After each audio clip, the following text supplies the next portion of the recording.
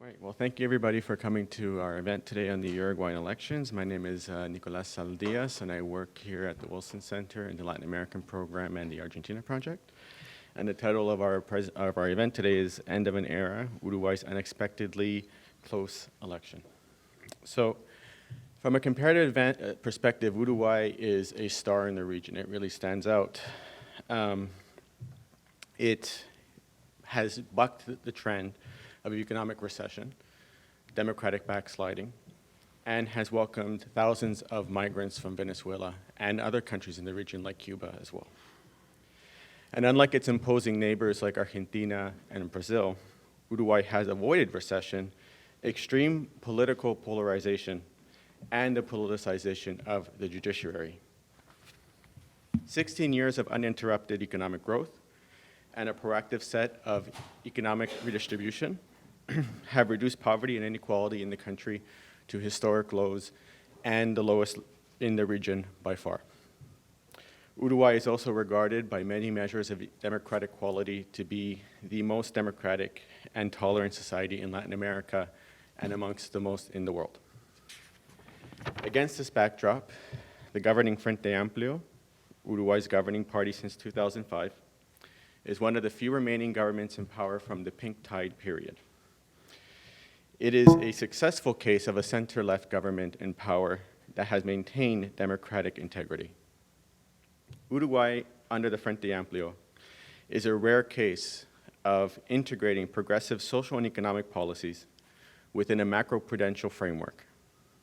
A testament to this is Uruguay's rare combination of investment-grade status while at the same time reducing poverty and inequality.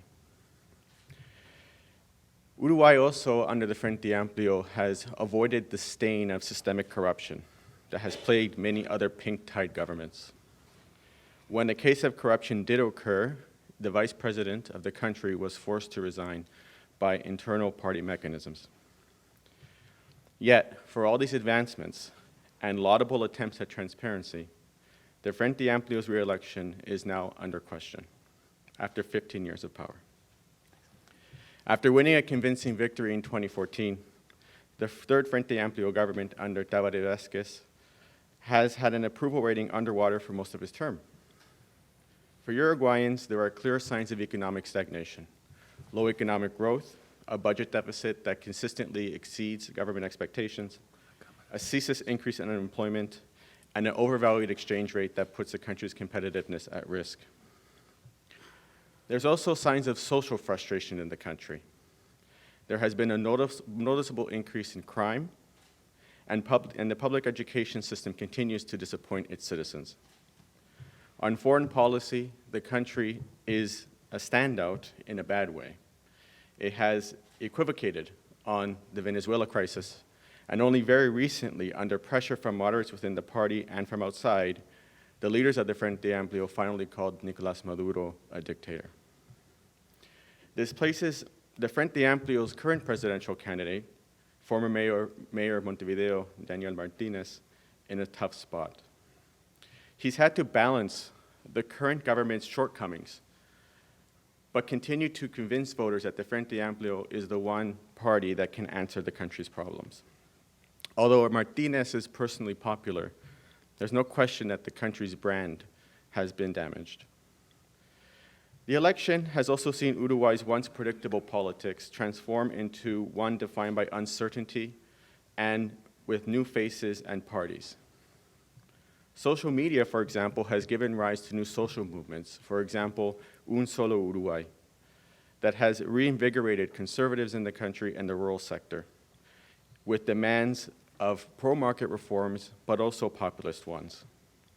Riding on a wave of disillusionment in the rural sector and the rise of security-minded voters in their cities, Uruguay's main opposition party, el Partido Nacional, under Lacalle Pou, has consolidated his place as the primary competitor against Daniel Martinez in this election, and should a second round occur, is most likely to be the one who faces him. There's also signs of a Bolsonaro effect in Uruguay, with the sudden emergence of Manini Ríos, a former general turned presidential candidate for the recently established Cabildo Abierto party. The party outperformed all expectations during the primaries and its polling support at around 10%.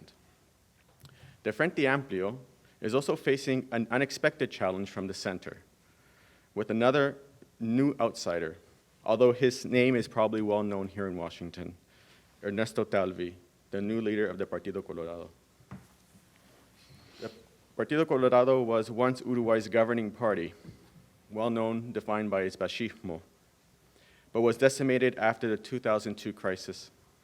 But under Talvi, the party has assumed the mantle of a technocratic liberalism that has challenged the Frente Amplio's social movement-based political machine, especially its relationships with the unions.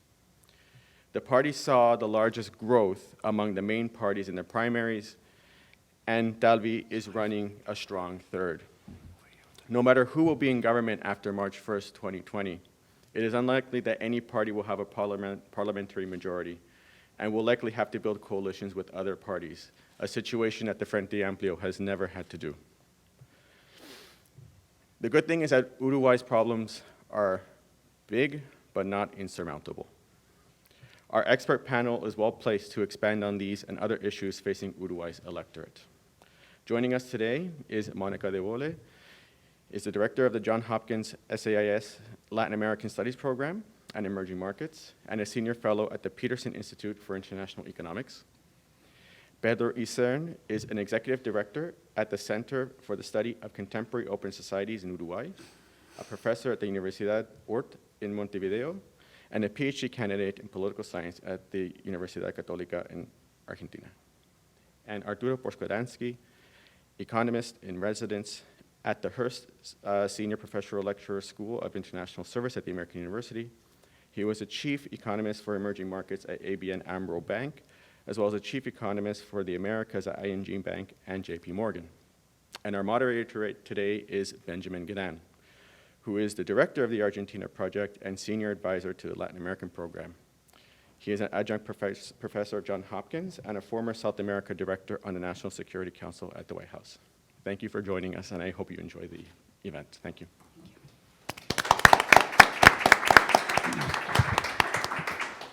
Thank you so much, Nicolas. Thank you so much, everyone, for being here today. I apologize for the late start.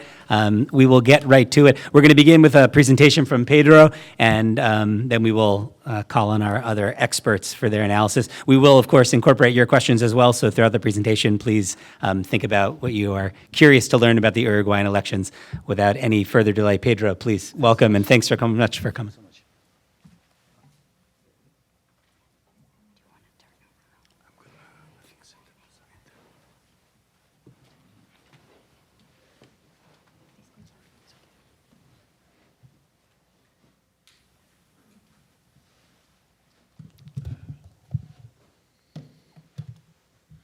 Well, thank you very much to the Wilson Center and the Johns Hopkins University for the opportunity to talk about the electoral process in Uruguay.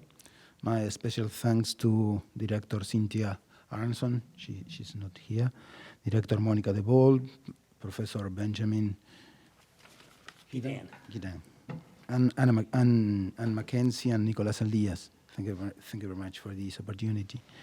Well, Uruguay is facing a competitive electoral process. There are two main candidates, one ascendant star, as just Nicolas mentioned, one problematic outsider, and three rather irrelevant parties.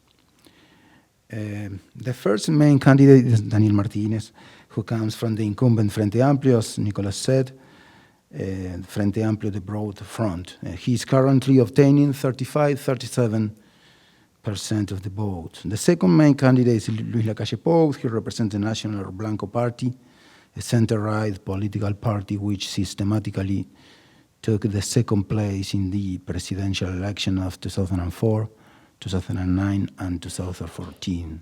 He's currently obtaining around 28% of the vote.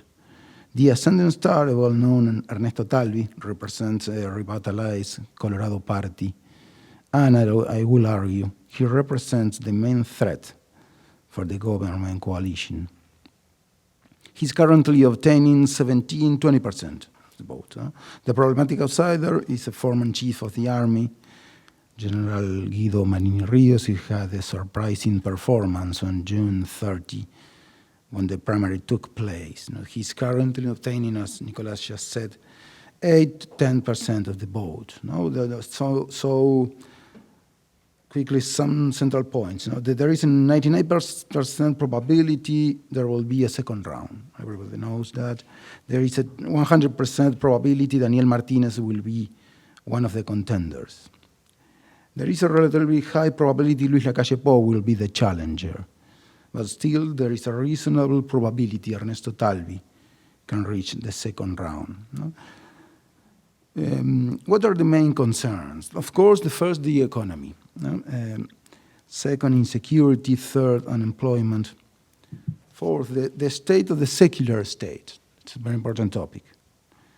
I'll be back later. In the fifth place, corruption. But first, it is important a brief history of a complex and rather sophisticated political system. Uruguay is the most solid democracy in Latin America and one of the oldest political systems. Contemporary Uruguay starts with José Valle Ordóñez and his movement, Vallismo, at the beginning of the last century, in the first decade of the last century.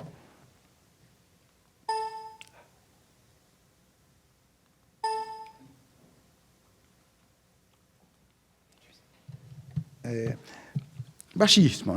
Vallismo has been the attempt to found a modern, secular, predictable, and cohesive society around the public sector, around the state. Vallismo founded the first welfare state in Latin America, and indeed, it was an efficient and fair welfare state. As Professor Leonardo Martín sustains, Vallismo is a rare mix of political liberalism and economic interventionism, with a deep concern for the respect of institutions, secular moral behavior, and the protection of the most vulnerable. To understand some discussions that are taking place during this electoral process, it is important to know this intimate relationship between the Uruguayan society and the public sector. This is crucial. Maybe no other society in Latin America poses such a particular complex dialectic with the bureaucratic apparatus. Then, Vallismo is a starting point. Why? Because it has developed and established a unique relationship and closeness between the person and the state. Vallismo established a society of equals, a welfare state which, again, for Latin American standards, was even efficient, at least until the end of the 50s. When did the Latin Americanization of Uruguay society start?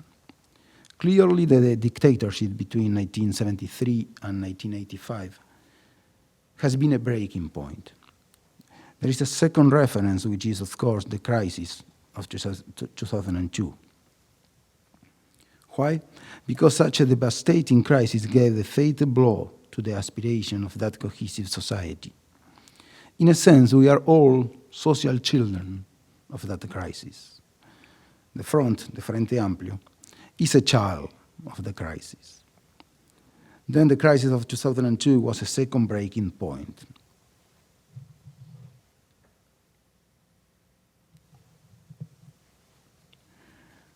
Well, why is this introduction so important for the current electoral process?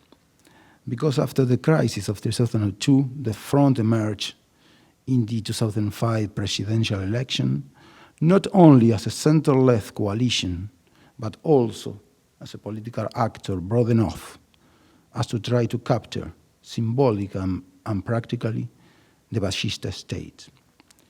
I'd like to argue that in this current, very competitive electoral process, we are discussing the role of the state.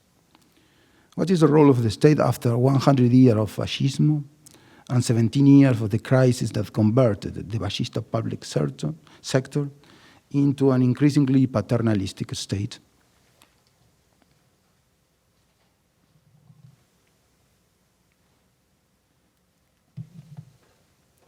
Well, I will argue that the hidden, deep, and fierce dispute between the Front's candidate, Daniel Martinez, and Ernesto Talvi is intimately related to the central issue of the reform of the public sector. What kind of public sector needs a society that revolves around the state? It is a dispute between the candidate of the coalition that transformed the fascista welfare state into a paternalistic, clientelistic state, and Ernesto Talvi, the candidate of the party of José Valle y Ordóñez, who aspires to transform this clientelistic state into a modern welfare state. And I think this is the central point of my presentation. Again, it is a dispute between the candidate of the coalition that transformed the fascista welfare state into a paternalistic state, and Ernesto Talvi, the candidate of the party of José Valle y Ordóñez, who aspires to transform this clientelistic state into a modern welfare state. The paternalistic and clientelistic Uruguayan public sector didn't start in 2005 with the first government of the Front. Of course not. It is very simple to find structural problems in the public sector, even, as I said, in the 50s. Talvi, much more than Lacalle Pou, represents a deeper challenge for the government coalition because he is potentially able to introduce some free market-oriented ideas into the Uruguayan welfare state. Talvi sincerely wants to introduce competition for a better public sector. He's not against the state, being a PhD in economics from Chicago University.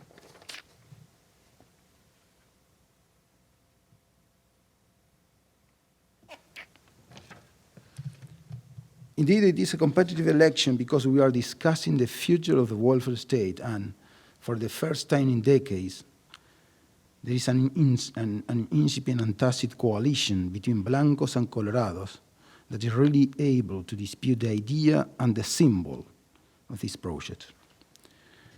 Why? Because for the first time in years, there is a credible idea that the different welfare state is both possible and necessary. Once the Colorado Party had the monopoly of the invention of the Uruguayan welfare state.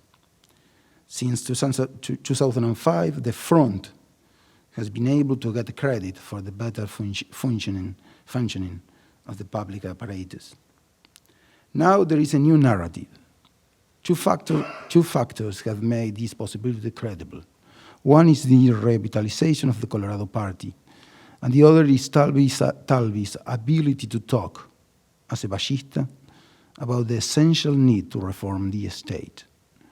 It has been an unexpected challenge to the supposed moral superiority of the Frente. Here it seems to be the conceptual core of the campaign, not necessarily the political and the electoral core, but the conceptual one. Talvi has presented an educational reform that threatens both the government and the unions. In a sense, Talvi has become the public enemy of the powerful union, PIT-CNT. Then that's the whole point of this process. Talvi is correctly perceived by the government coalition as a viable challenge for a successful reform of the welfare state. Lacalle Pou is correctly perceived as a real electoral challenge. Together, as a future tacit coalition, they are perceived both as a real electoral challenge and, more important, as a conceptual, even a philosophical challenge. Well, again, why is this current election so competitive as a synthesis? Mainly because of three reasons. A, because the Frente has worn out over 15 years in power. There has been a defective renovation of leadership within the Frente Amplio. Also, corruption scandals have damaged the image of superiority the Frente Amplio had. As we mentioned, the center-left coalition has governed for 3 consecutive terms from 2005 to 2020. But for the first time, its 3 main leaders, Tabaré Vázquez,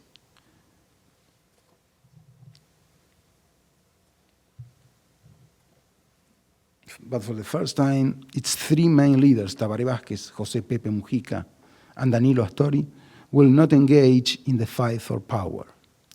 They are not necessarily too old, but Tabaré cannot run for re-election, Astori has suffered a political weakening, and Pepe Mujica has lost some of his charm. The supply of Frente Amplio's electoral candidate lights for the first time outside this power trio. B, this is, as we mentioned, this is a competitive election because the opposition has been revitalized. As we mentioned, for the first time in 20 years, the opposition is showing signs of being mature and prepared. Cooperation seems more dominant than competition. C, because of the mediocre economic growth, and maybe even more important, because we expect a complex future in the next 2 to 3 years. There is an increasing inability of the coalition in power to deal with the Frente Amplio, to deal with a challenging economy. This is namely an increasing inability to deal with the end of the commodity supercycle that took place from 2003 to 2011. However, we must point out that the Frente Amplio has possibilities of winning despite the aforementioned threat, because it still has an enormous popular base, a very large system of involved supporters, and an overwhelming majority in cultural spheres. Financially, what are the possible scenarios if the Frente Amplio wins? Fiscal adjustment with opposition support. The fiscal adjustment will not be an orthodox adjustment. There will be a controlled devaluation that will improve competitiveness and decrease the value of public spending in dollars. They will try to foment foreign investment, taking advantage of UPM's impulse, a huge investment in a pulp factory in Durazno, in the middle of Uruguay, and planned public works. It is likely that the future Frente Amplio government, 2020-2025, will coexist with a high fiscal deficit for as long as possible.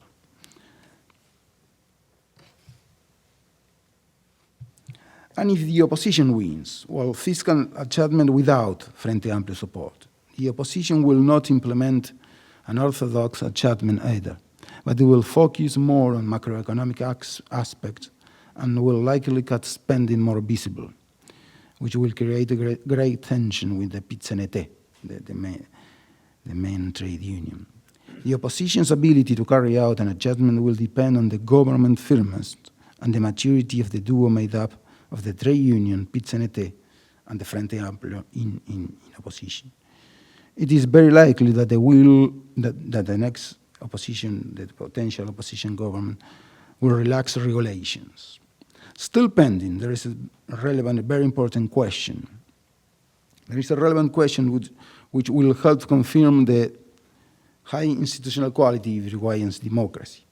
If the opposition wins this presidential election, there is still one key topic to be tested. How will the Frente Amplio, the center-left coalition in power for the last 15 years, behave in the opposition after having been in power? Finally, it is important to point out that there is the possibility of, for the first time in Uruguayan history, having between 7 and 9 parties in parliament. For some analysts, this might be a sign that the traditional parties are no longer being able to capture many small sectors of society, and therefore their historical catch-all condition is put into doubt, despite the front's weakness. As a synthesis, the Colorado Party and the Blanco Party have governed for literally 175 years, until 2005, making the Uruguayan political system one of the oldest bipartisan ones. In 1971, a new lefty coalition was born, El Frente Amplio. When democracy returned in 1985, that bipartisanship was becoming a political system on 3 main actors. Indeed, after the deep socioeconomic crisis of 2002, a new bipartisanship was born. So, finally, that bipartisanship was broken by the Frente Amplio, which quickly only 20 years after the dictatorship became the dominant party, displacing the Colorado Party from that role and creating a new bipartisanship of two blocs. On the one hand, the Frente Amplio, and on the other, the opposition made up of Blancos and Colorados. Here, the main problem was the difficulty they later faced to solve the cooperation and competition dilemma. Up until this election, competition has been dominant. Cooperation and a potential coalition may arise in the horizon. Thank you very much.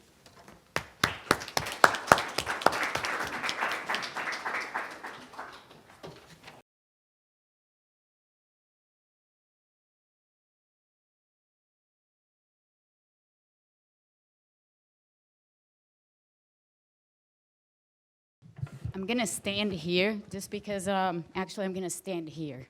Because if I stand behind there, I think you probably won't see me. And if I sit down, it's rather hard to. So, Pedro, thank you very much for your presentation.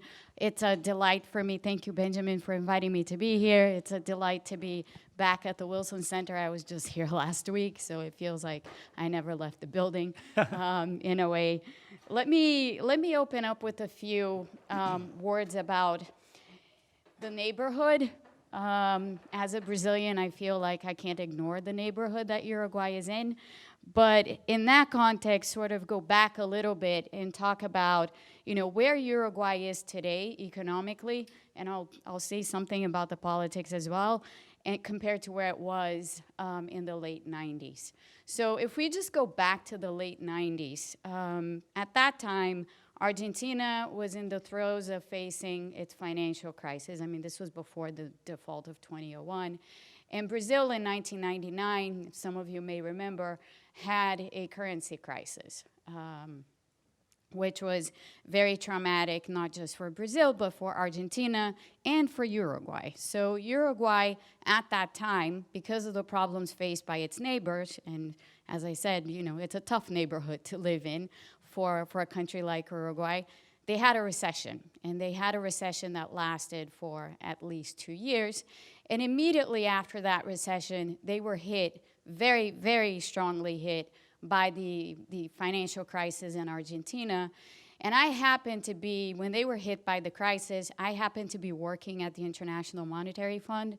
And I was on the mission, I was on the Uruguayan mission for several years. So I saw the entire crisis period through. So the bank run started in late 2001, in December of 2001, early January of 2002, as a result of the Corralito in Argentina. So if you all remember what that was, the bank deposits that the Argentinians could no longer take out of their own banking system. As it happened, they had a lot of deposits in Uruguay because they did not trust their own banking system, so they put a lot of dollar deposits in the Uruguayan banking system. And when they were unable to take their dollars out of their own banking system, they went across the river and they started taking money out of Uruguayan banks, which sparked a banking crisis in Uruguay. So that was the first sort of leg of Uruguay's financial crisis. This quickly developed into a major balance of payments crisis because the amount of dollar deposits in the Uruguayan banking system was extremely large relative to its international reserves, the amount of foreign bank deposits that belong to Argentinians. And therefore, that sparked a massive balance of payments crisis. The fund was called in.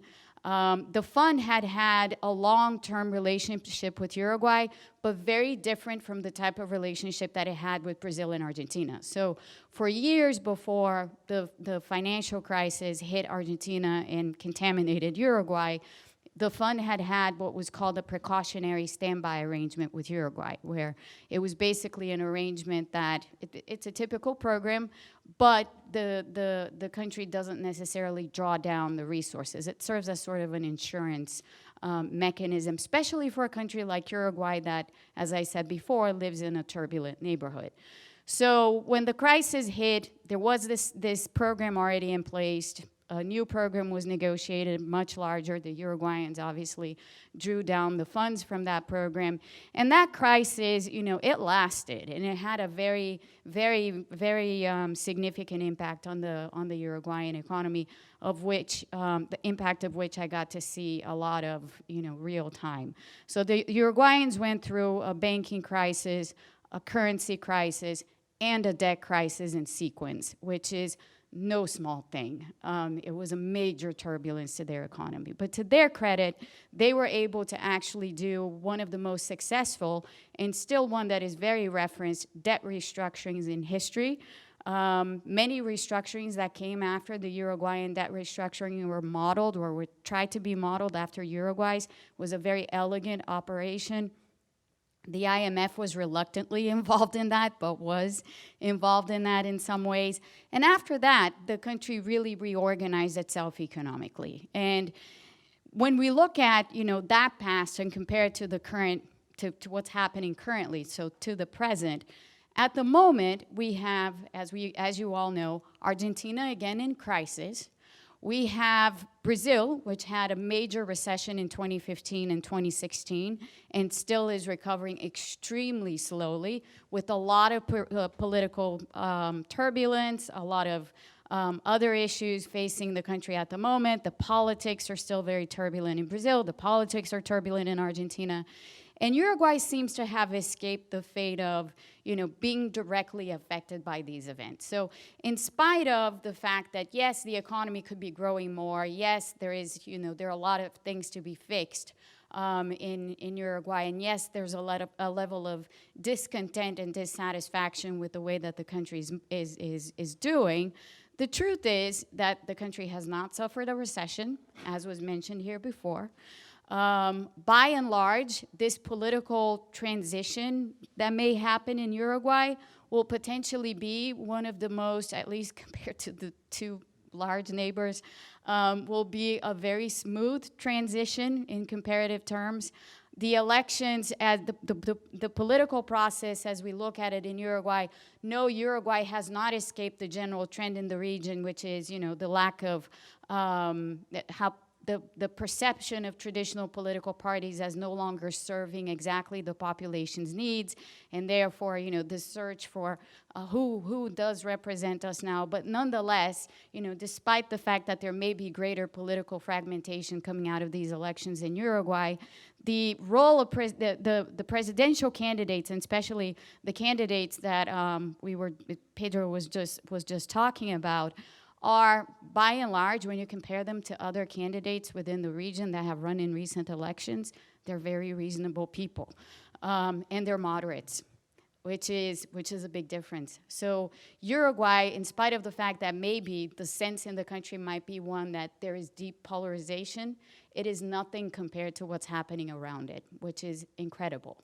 that it has managed to escape that kind of fate. Let me say one word about Talvi, and I feel I have to. So Talvi, back in the days of the Uruguayan crisis, the fund used to meet regularly with him in his think tank down in Montevideo, because, of course, not just is he a fabulous economist, but he always had some really great insights about what was going on, and he always gave the mission some very good insights about what was happening.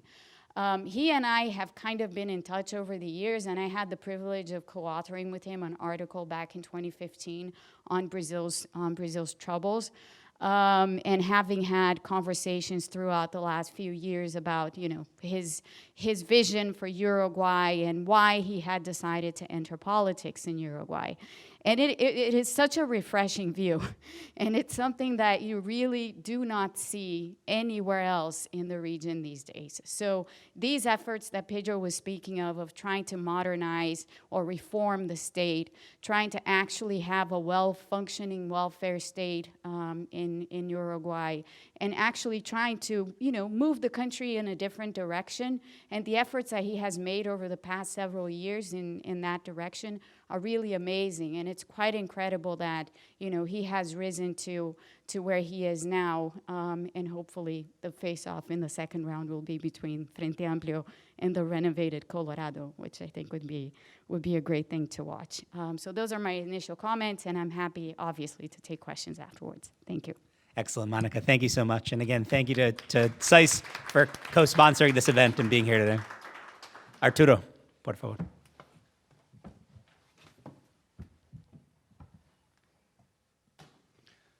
Thank you for the opportunity to fill in a little bit my own ideas on the current elections. It's several years now that voters' main worry in Uruguay is the rise of crime in this traditionally safe country.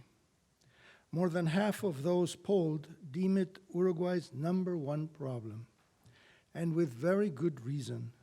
The homicide rate has been rising, and it reached 12 per 100,000 inhabitants last year, double the traditional rate of 6 to 7, and it climbed to 16 in Montevideo. This placed Uruguay's murder rate significantly above those in Argentina, Bolivia, Chile, Ecuador, Paraguay, and Peru, just to mention the neighboring countries. While better than Brazil, Colombia, and Mexico, with homicide rates of around 25, never mind most of Central America and Venezuela with homicide rates of around 50, the increase in violent crime, not only against people, but against property, like homes, factories, and autos, and other serious crimes, has rattled most people, and rightly so.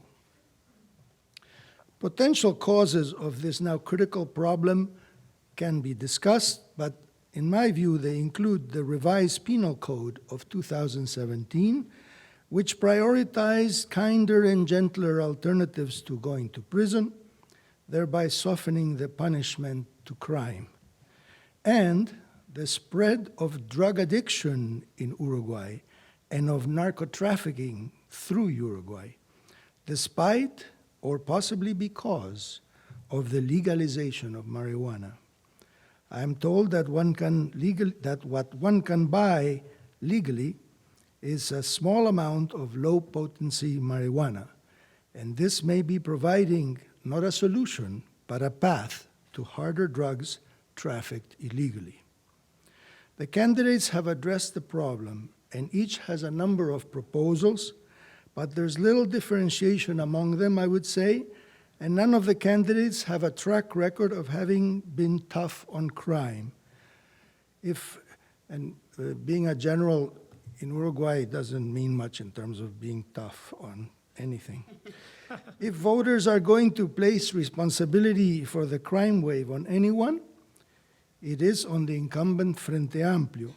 So the issue may work against Daniel Martinez, especially if there is a second round. Worries about the economic situation have ranked in second place, far behind, but they're rising in the polls, given that the Uruguayan economy is increasingly stagnant and open unemployment is inching up from around 8 to about 9%. Political uncertainty ahead of the elections, the meager recovery in Brazil, a deepening recession in Argentina, plus generalized weakness elsewhere in the world have combined to drive GDP growth in Uruguay basically to zero at the present time, after GDP growth of 2.5% in 2017 and 1.5% in 2018. Since there are few grounds for optimism about regional and global economic trends relevant to Uruguay, I would say, since there is mounting downside risk in world commodity prices in particular, economic stagnation may be here to stay. The candidates have made some economic proposals, but none of them are radical because the electorate doesn't appear to be ready to welcome major changes. As you know, Uruguay is a conservative country, It doesn't engage in a lot of crazy practices observed elsewhere, but by the same time, it doesn't reform itself much either.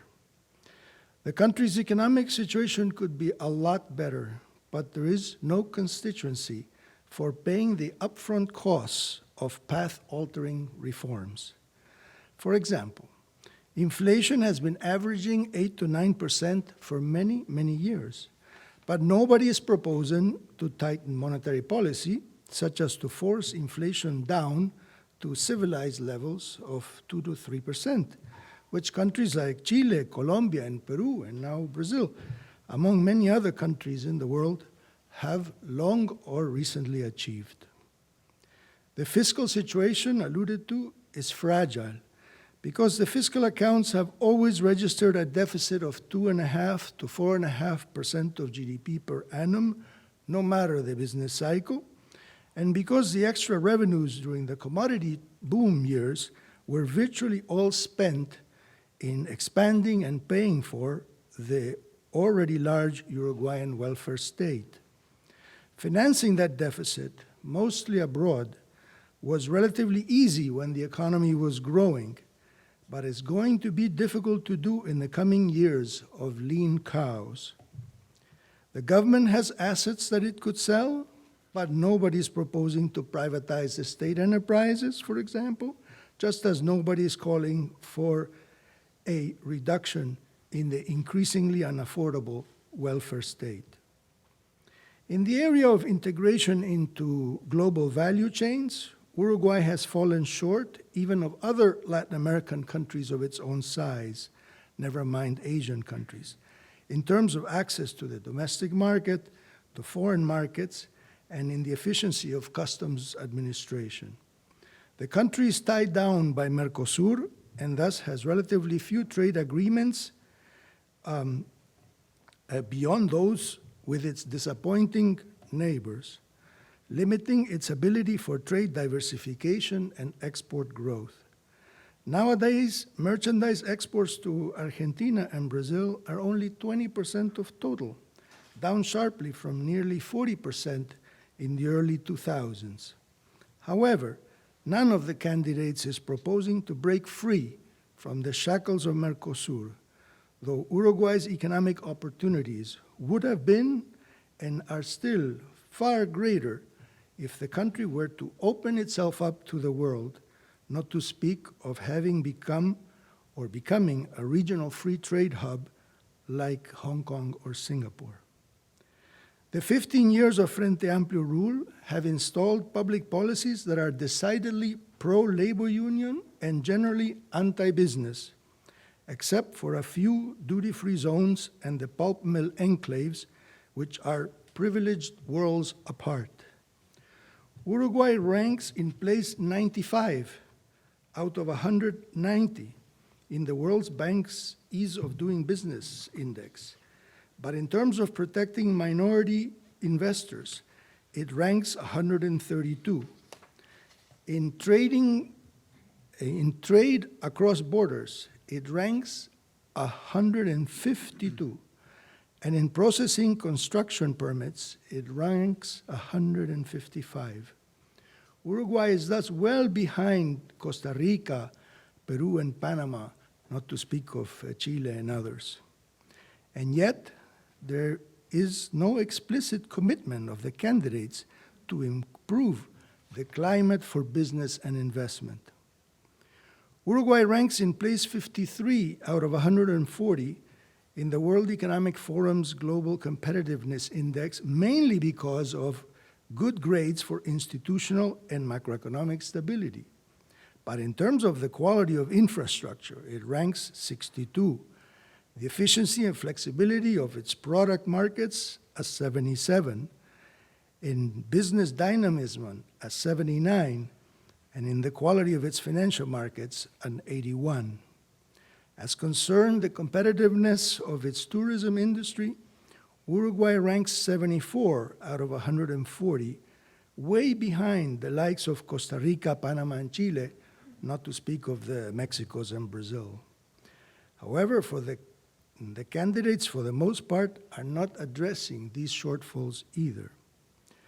Uruguay's previously great educational system, of which I am a product, has seriously deteriorated. 9 out of 10 students from the lowest 20% of the income distribution do not finish high school.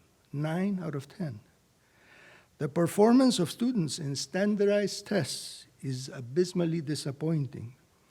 Fewer than half of them performed at or above level 2 in mathematics, when the average in OECD countries is that more than 75% do so.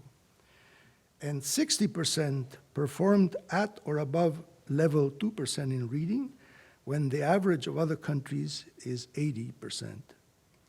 Though having a radically improved educational system is an essential ingredient of future development, only one of the 4 candidates has a serious reform plan for the public educational system. Thank you. Thank you so much. I have several questions, and then we're going to open it up for your questions as well, so please think of them now. Pedro, for you, the portrait of Uruguay that Arturo offers us is quite grim. Economic stagnation, probably no growth, a high deficit, crime as a growing concern, including homicide. And yet, all of you have described a desire for incremental change, if that, and a public that generally seems satisfied with the welfare state as it is, with state-owned enterprises remaining in public hands. I'm wondering if you could talk to us a bit about the public opinion aspects of this, whether historical, cultural.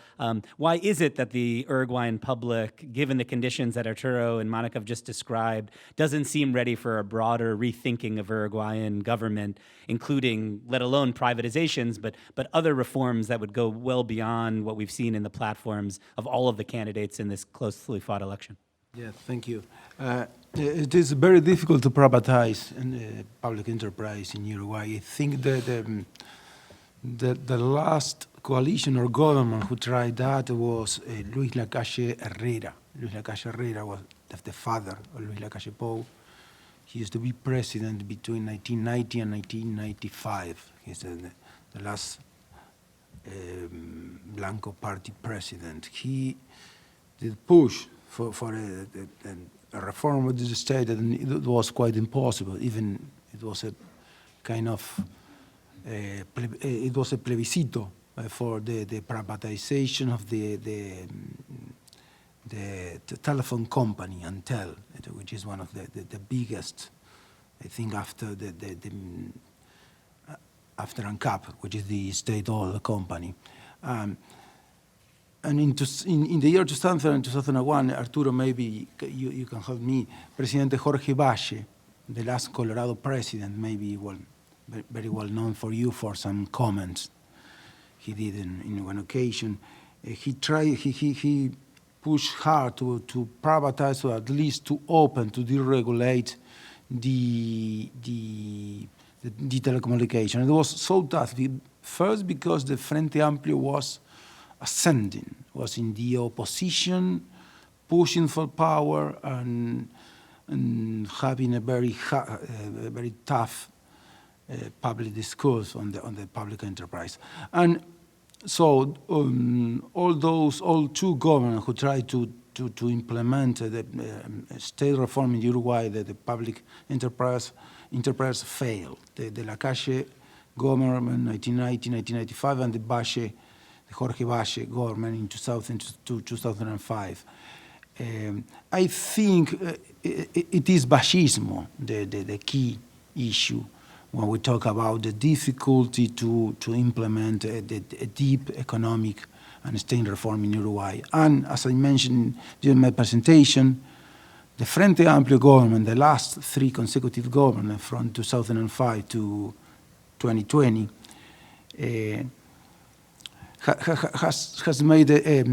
has even made a deeper understanding of a public system, of a public sector, intimately linked to the Uruguayan society. It is a kind of political and cultural topic which make a feasible economic reform very, very, very difficult. I don't know if, Arturo, you can help me.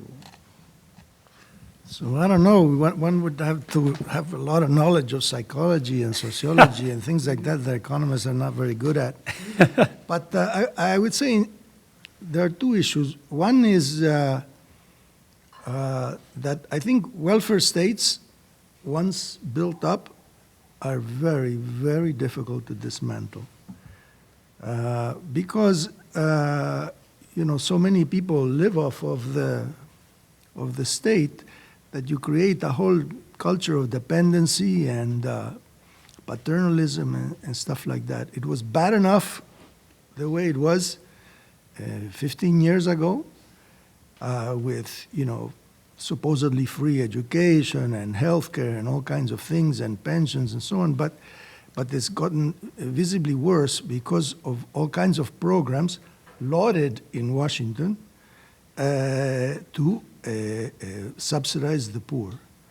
So in Uruguay, like in other countries, like in Brazil, Argentina, etc., the solution to poverty oftentimes has been just to pay people and oftentimes to pay them not to work. So this is very difficult. Take next door Macri, he didn't even attempt to unwind the welfare state that the Kirchnerism had created for a dozen years, plus all the subsidies to telephone and electricity and gas and all that had been installed. It's very, very difficult. I think welfare states, and look at Europe also, they're very difficult to reform because you have such a big constituency in favor of just afraid of losing benefits, even if these benefits are eroded by inflation, even if the quality of free education is going down, even if the quality of public health care is going down, etc., people just hold on to what they've got. I think that's human nature. And secondly, it's, I would say, the conservatism even of young people, because in many countries, the old people you can't change, but at least eventually they die and they're replaced by a new generation that is willing to take risks and willing to change. But that's changing. That's changing. Yeah, I was going to say that's changing. I think that there are young people trying to break through. And of course, a lot of young entrepreneurial people have left also. But it's very, very hard because there is such a large extent of interventionism, and as I say, especially in the last 15 years, anti-business and pro-labor union policies, that it's even if you're trying to start a small thing is very difficult. So. There are countries in the world that have gone in one direction and all of a sudden they change for the better and they modernize and so on, But Uruguay has not been there. If you look at their trajectory over time, the standard of living on Uruguay in general has been between 25 and 35% of the US average, adjusted for purchasing power. In times of crisis, like after 2001, it goes down to around 25, and when commodity prices are strong and the winds are blowing in their direction, it's closer to 35 or even a little bit higher. But it's never really, broken through the ranks. The reason why Uruguay stands very high among the top 3 countries in Latin America, excluding the Caribbean, in terms of per capita income adjusted for purchasing power, is because so many countries have fared worse. If you look back in the 40 years ago, the top 5 countries in per capita income and standard of living in Latin America were Venezuela, Argentina, Brazil, Mexico, and so on. And most of them have eroded and they're not part of the top 3. The top 3 are Chile, Panama, and Uruguay. Chile and Panama are the real countries that have changed for the better. Uruguay mainly has avoided the bad mistakes of the others. Monica. Let me just say one word as the non-Uruguayan here. I do think that Uruguayans tend to be too hard on themselves. And as the Brazilian, I have to say that.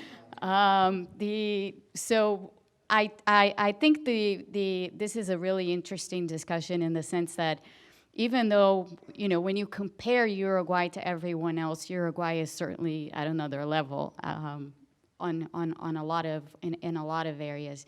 This issue of privatization and structural reforms, this is a perennial issue in the whole of Latin America. I mean, our countries have had such difficulty over the past several decades, or even going back as much as you want in history, in terms of putting in place reforms that actually change things. And it is very hard to see, it's very hard, with the exception of Chile, I think, to find an example of a country that actually went through reforms and completed those reforms. Brazil hasn't done it. It did have a privatization effort in the 90s, which was successful in some cases, but not in others. It's now trying to revive that privatization agenda, but like Uruguay and like other countries in the region, it faces a lot of pushback from society at large. And it's much the same story. People feel that they have to maintain whatever they can maintain and whatever they can get out of a government and out of a public sector that doesn't serve them very well. This I think is what was said by Arturo about social programs and perhaps them not working as well as they should, but yet people not wanting to give up on them.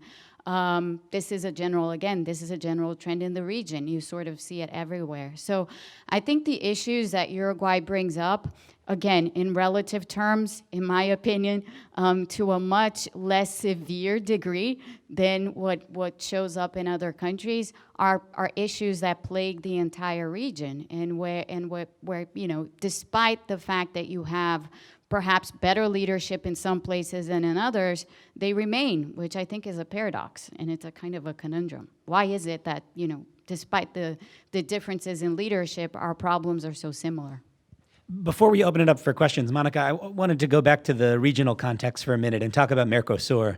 There had been sort of historical narrative of Mercosur holding back Uruguay from greater integration in global value chains and export diversification. Then suddenly it looked like Mercosur itself might actually be advancing, and the EU-Mercosur deal seemed like a significant path forward. You were a guest on our podcast in discussing that very subject. Now, with the political changes in Argentina, with environmental issues in Brazil alienating some of the key partners in Europe, it looks less likely that will advance.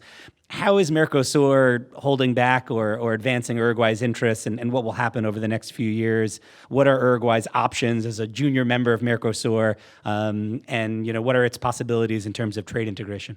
So thank you, Benjamin, for that question, because I meant to say something about EU-Mercosur in my opening remarks, and I forgot to mention it. But given the opportunity to do so now, so looking at just the Mercosur countries, obviously excluding Venezuela, but looking at Paraguay, Uruguay, Brazil, Argentina, Uruguay is very different from its Mercosur partners in that it's always been a very open economy. And certainly compared to the big ones, Brazil and Argentina, it's always been very open in all respects. It's been very open to trade, and it's been very open to financial flows, which is actually one of the reasons that got it in trouble back in 2001, 2002 with the contagion from the Argentine financial crisis. So yes, there have been a lot of difficulties for Uruguay. It's a small country in a region dominated by Brazil and Argentina. Brazil and Argentina have maintained this very protectionist stance, so that has never really allowed Mercosur to function properly. Plus, there's the whole question of, why did we start with a customs union as opposed to a free trade zone? That has never really worked. Uruguay has, over the years, suffered from actions by both Argentina and Brazil, along the border. I remember at the time when I was very deeply involved in Uruguay and traveling to Uruguay all the time, there was a big complaint by Uruguayan farmers because the Brazilian, in the state of Rio Grande do Sul, which borders with Uruguay, they were closing the frontier because the Brazilian farmers were not getting as much. They were basically trying to not allow Uruguayan cattle into Brazil, but by simply not allowing the trucks to go in.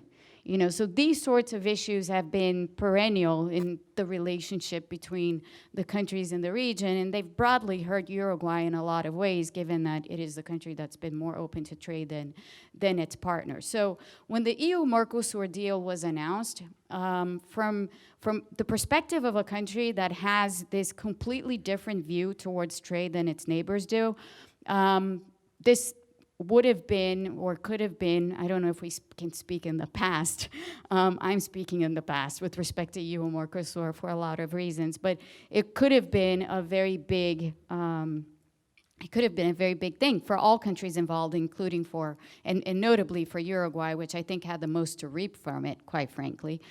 But with what's happening in Argentina, but especially with what's happening in Brazil on the environmental issues and what we have seen happen between Brazilian officials and European officials, most recently the Austrian Parliament's rejection of EU-Mercosur and whether or not that might, happen in other countries as well.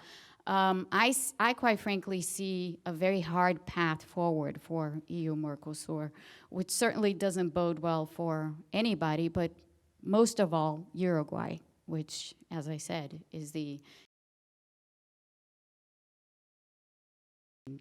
an openness in general. Questions? Please introduce yourself and keep your question brief, and thank you for being here again. Hello, Christina Ewig. I'm a fellow with the Latin America program here at the Wilson Center. Thank you for all of your comments. I have a question for Pedro specifically. You really focused your comments on the welfare state and this being a central element of the current Uruguayan elections. And you spoke of the welfare state having become paternalistic and clientelistic under the broad front.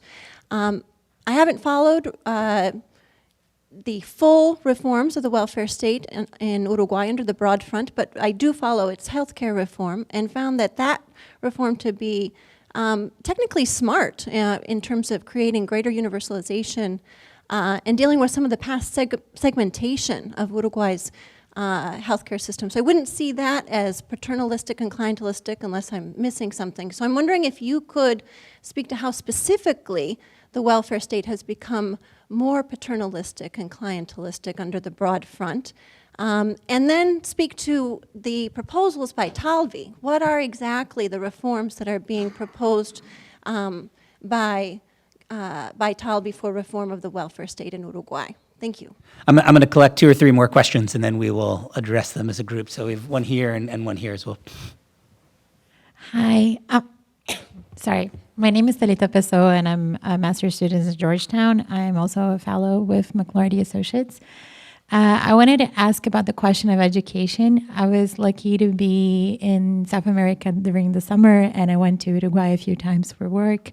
And one of the most popular grievances that I would hear from Uber drivers or people in the street was exactly education. There seems to be this idea that Frente Amplio messed up things, but I had a hard time understanding that. So if you could spend a little bit more on that. Thank you.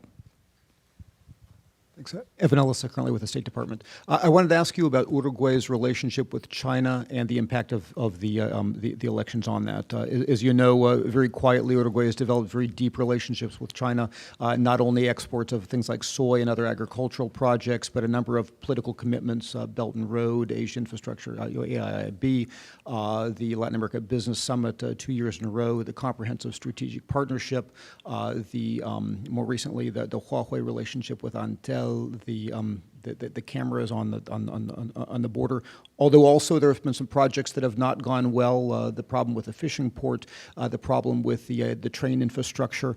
So I wonder if you could just comment on how you see Uruguay's attitude towards economic relationship with China. I know Mercosur is a factor in constraining it, but also if you see significant change, especially if either the Blancos come back or the Colorados come in this time. Excellent. Do we have a final question, or? Okay, let's do one more, and then so we've got healthcare reform, education, relationship with China. We'll do one more, and then we will end our session with our responses here. Nicolas. I'd like to thank everybody for their comments. It was a great panel. So discussing one of 2 things. So the first thing I would say is the paradox of Uruguay, as I see it, is it's the very welfare state that makes it a stable country. So it's this paradox of economic stagnation, but political and democratic strength, because it's not big enough to have competitive markets in many of these sectors. They're natural monopolies. So I would say the challenge for whatever government comes in would be how to deregulate these markets, but at the same time not violate the foundational norms of fascismo, which is deeply entrenched inside Uruguay's culture and democracy. The second question I would have is regarding labor reform. So the Frente Amplio in the first administration of the Frente Amplio really pushed hard inclusive labor reform, which included Consejo de Salarios, which included Ley de Libertad Sindical, which really strengthened the unions. And I'm wondering if any of you see any potential for meaningful labor reform, because I think that's one of the biggest sectors that needs to be addressed in Uruguay if it's to be competitive. Or if you think that there is a trade-off between competitiveness and inclusivity.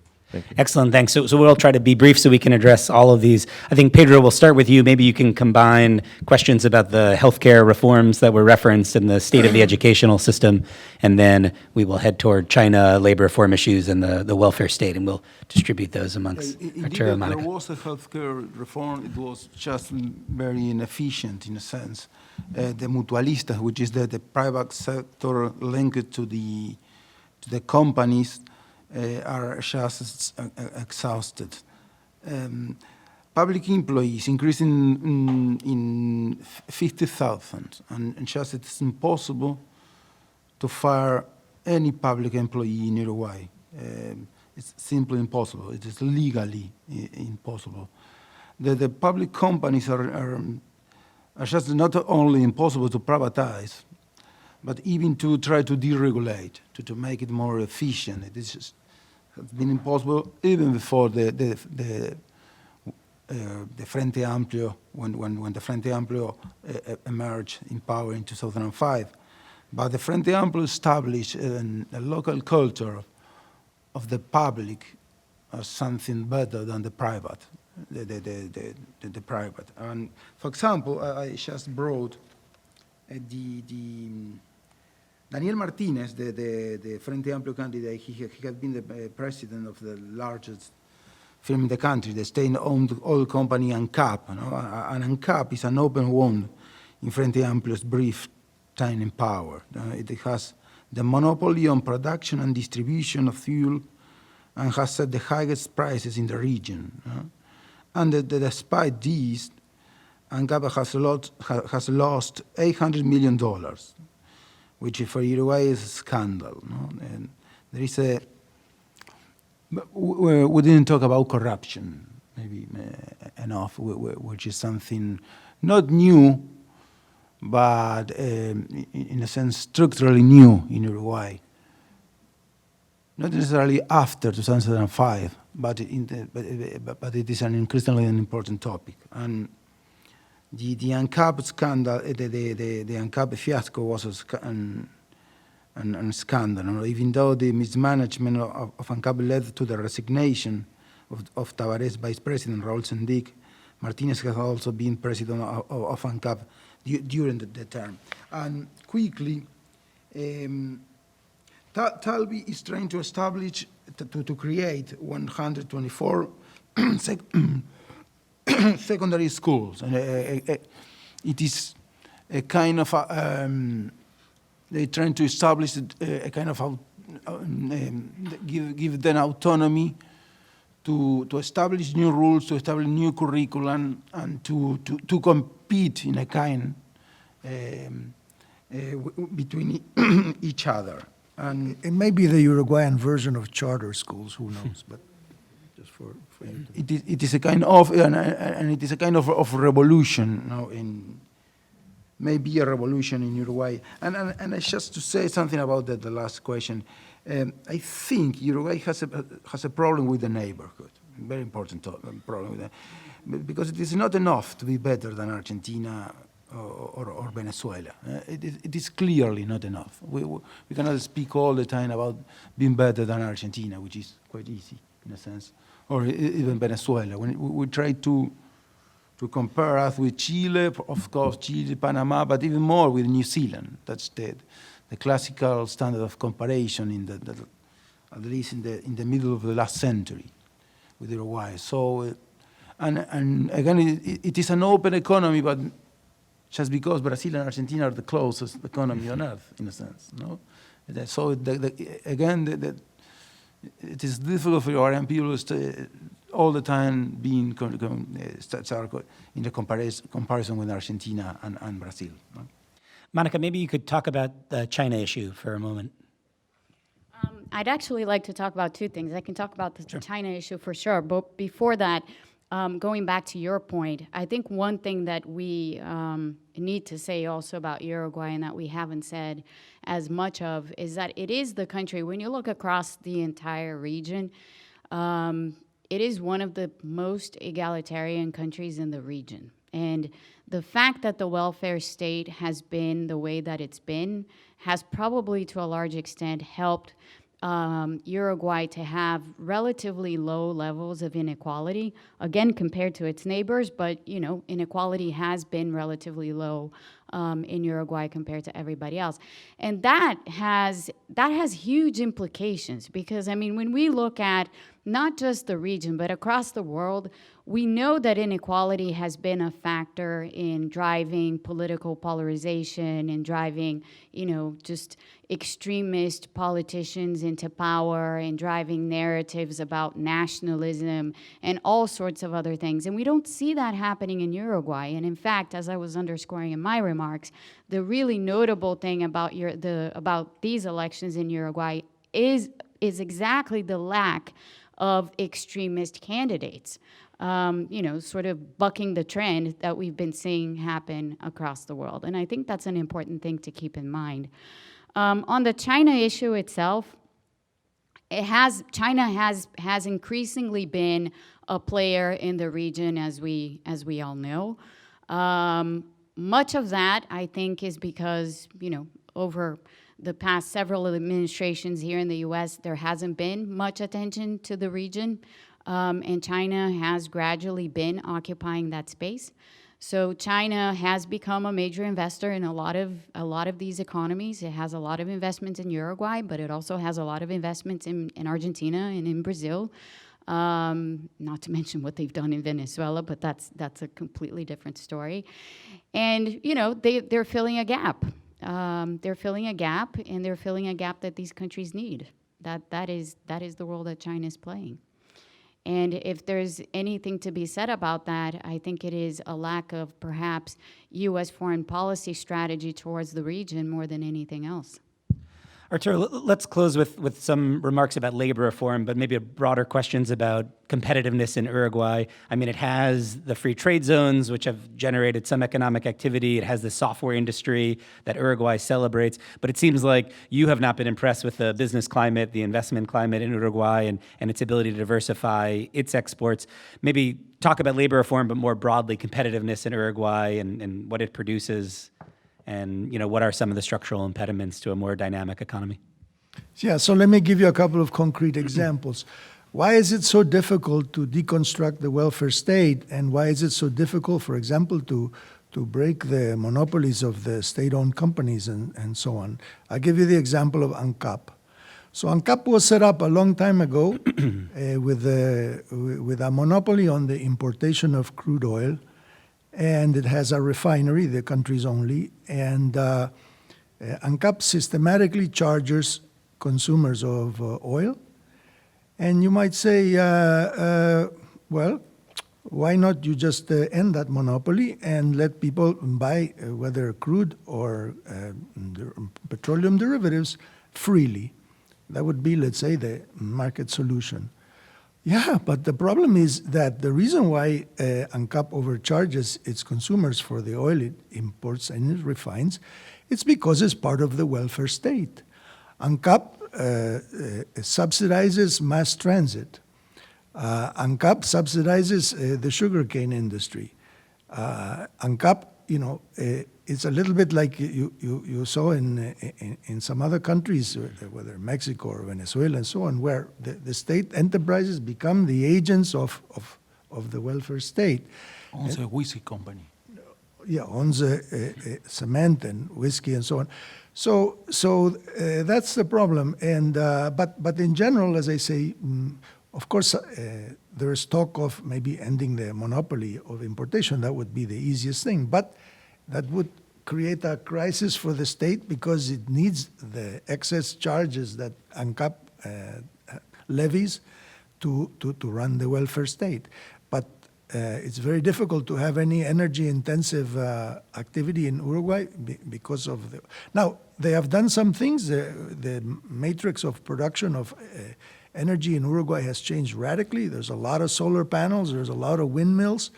And there's a lot of use of hydroelectric power. So it's not the old Uruguay in every regard. But just to give you an example. With regard to education, I would say, think New York City and so many other, heavily unionized urban school systems, and you have an idea of what the problem is. Now, New York City has changed much for the better, in particular by allowing charter schools and putting more control on to parents and so on. But in Uruguay, parents have no influence over the public educational system. There's no such thing as, PTAs and deciding what happens in the schools. Principals have no power over what happens in their schools. It's all, from below. The teachers have all the authority. In fact, the teachers can transfer themselves to other schools and everything. And what is taught, it comes from above. It's not locally decided. So, has there been public reform of public schools in other countries? Maybe, but it's very difficult because these are unionized, and they will outlast any minister of education that tries to change things. So the problem starts with the teachers. If they don't know what to teach, they won't teach well. Thank you so much, Monica, Arturo, Pedro. Thank you so much for being here. This was a fantastic discussion. Thank you so much for your interest in being here. I see Uruguay's Deputy Chief of Mission is here. Cecilia, thank you for your presence here. Johns Hopkins Latin American Studies Program, thank you for co-hosting this. This was a wonderful conversation, and we'll continue to focus on Uruguay and its elections in the coming days and weeks. Once again, thank you so much.